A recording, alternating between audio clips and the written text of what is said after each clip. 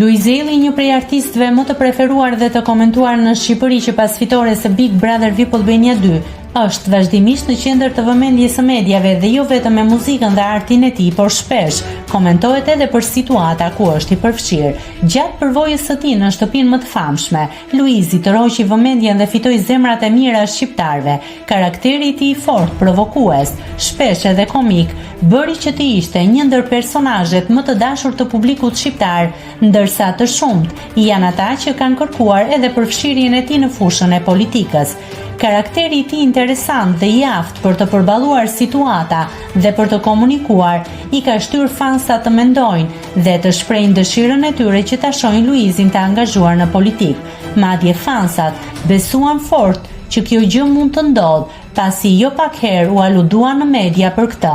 Por së fundmi, vetë Luizi ka reaguar në lidhje me këtë teksa bëri një deklaratë të guximshme duke thënë se politika i lëndon njerëzit dhe ndaj ai nuk ka dëshirë që të bëj pjesë në një gjë të tillë. Luizi më tej ka sqaruar se nuk dëshiron të merret me politikë, as të merret me vendime dhe as të ketë pushtet mbi askënd. Përkundrazi, siç ai thekson, ka zgjedhur të qëndrojë pranë njerëzve të tij, familjes, artit dhe skenës. Reagimi i Luizit. Të shumt janë ata që më kërkojnë të hyj në politikë, mbase nga që më shohin si zë që dëgjohet apo si një njeri që nuk ka frikë të flasë. Unë nuk kam ardhur në këtë jetë për të ndarë njerëzit, por për t'i bashkuar. Nuk dua të jem arsyeja pse njerëzit të zihen mes tyre, kur gjithçka që dua është i bëj të buzëqeshin bashk.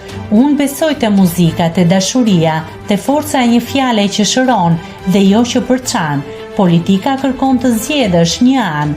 Unë kam zgjedhur njeriun, nuk dua të jemi një krau, kur mund të jem krah për të gjithë. E kam parë se çfarë bën politika me njerëzit, si u ndryshon syt, zemrat, fjalët. Nuk dua pushtet mbi askënd. Dua t'i mbaj duart e lira që të përqafoj, jo të nënshkruaj vendime që lëndojnë. Nuk dua zyrë, dua sken. Ndaj më falni, nëse ju kam zhgënjyer duke mos u bërë pjesë e politikës.